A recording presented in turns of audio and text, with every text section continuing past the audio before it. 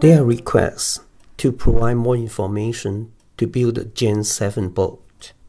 There are also requests on using regular 4 feet by 8 feet size coroplast to build boats.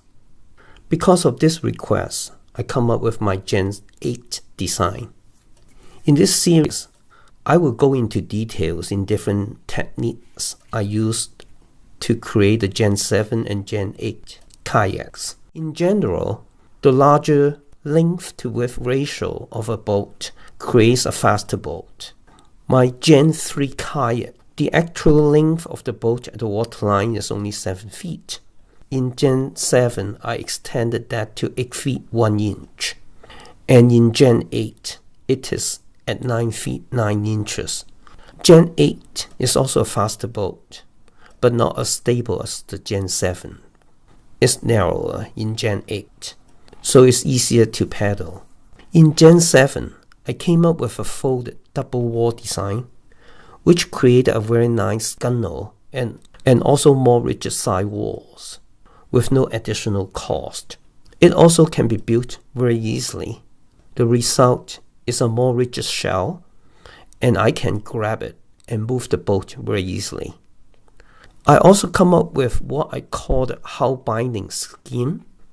It allows quick assembly and also provide very robust structure to the front part of the boat. I modified the component I got at Home Depot to make this assembly. In Gen 8, I incorporated both techniques, and I also created a rigid bow.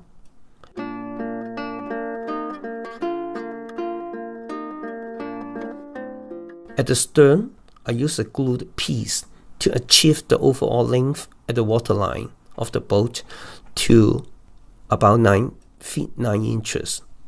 You may apply both of these techniques on an 8 feet long coroplast sheet to maximize the length of the boat. With practice, I expect to be able to assemble this boat in under 2 minutes. In part 2 and future videos, I will show details in building the Gen 8.